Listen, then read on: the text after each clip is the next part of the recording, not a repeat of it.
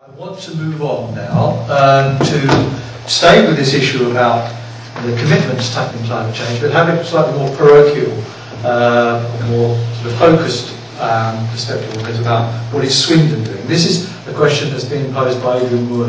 Is he Adrian Moore here? Oh, so Andrew Moore. Sorry, I didn't print off a copy of my question, but it was basically I've lived in Swindon now 10 years now. So I'm quite appalled at the amount of how much car parking space there is, because there's that new orbital shopping centre, which must be the largest car park in Europe. You go down to town now and there's got these wonderful signs telling you that there's hundreds of car parking spaces available.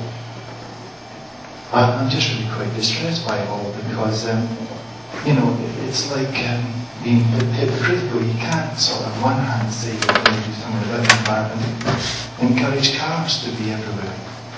Okay, thank you. Can I just reinforce that by saying some of the circles which I'm asked to move in is such that there's things being, visions being formulated at the moment for one Swindon, and within that it appears to me that sustainability is just disappeared. So can we perhaps pick up that issue together with the point and add a more specific one about car parking? Peter, can you kick off on this one? Thanks. Only 2 minutes, so I could talk for hours.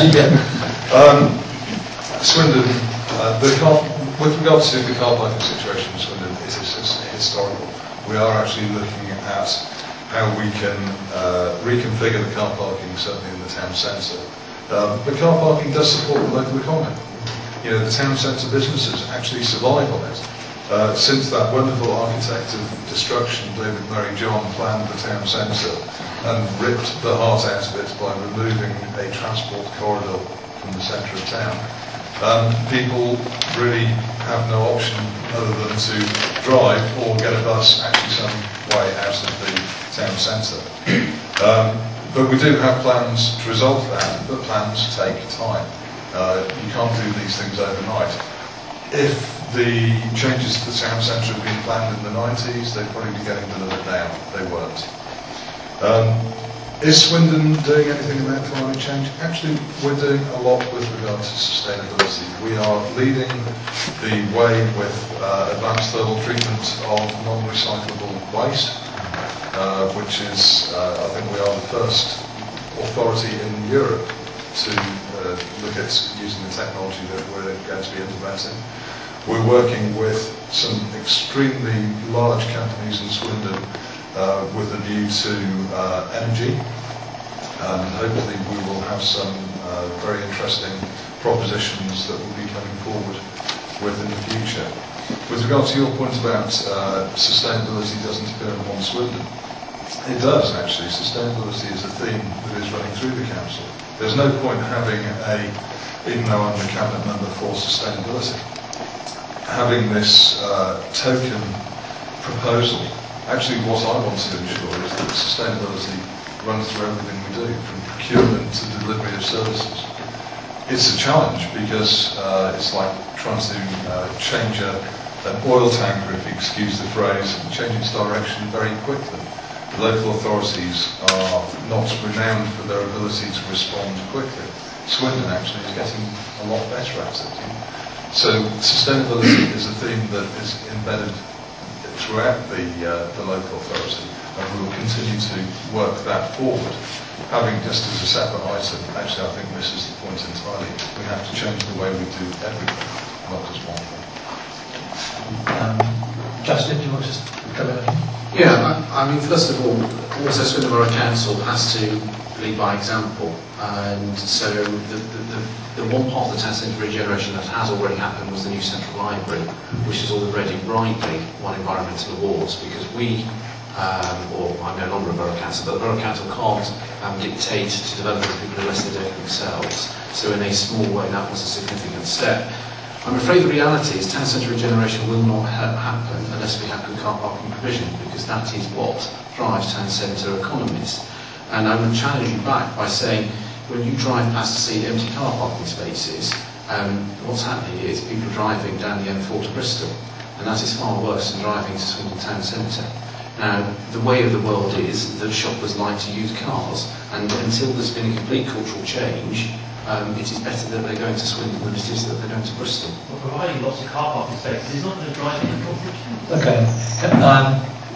Mary, would you like to comment? Well, I was just going to say that until we, as individuals, decide that we can do without our cars, either for shopping or for work, and actually line up outside the council's doors and say we're all prepared to car share, we've all found other ways of using public transport to get to work. There isn't going to be too much of a change. There's going to be incremental change. But we as individuals have responsibilities to change the way we think.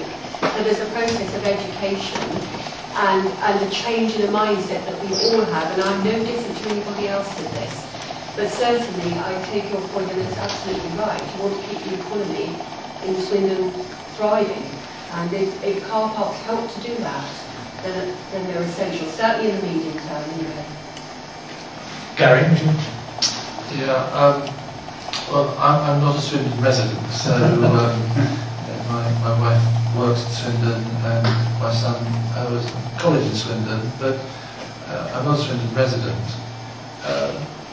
I think my answer is, so I don't want to make too many comments about Swindon's car parking, except that, quite frankly, I don't believe that it can be left up to individuals to make that decision, because how can you possibly make a decision to leave your car at home if there is no alternative provided for you?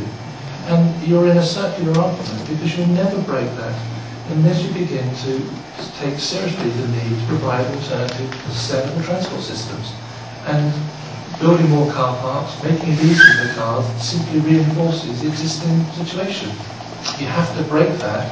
That requires leadership, it requires resourcing, it requires decisions being taken now to put things in train that will allow people to trade in a much more sustainable way in the future. It won't happen overnight, we all know that.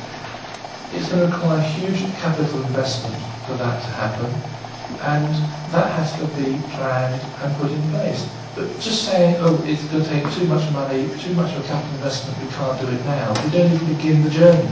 And there are some things you can do which are cost-effective and simple and straightforward to encourage that. And I don't see many signs of that. And it doesn't encourage me to be able to travel into Swindon in ways that doesn't depend upon the car, frankly.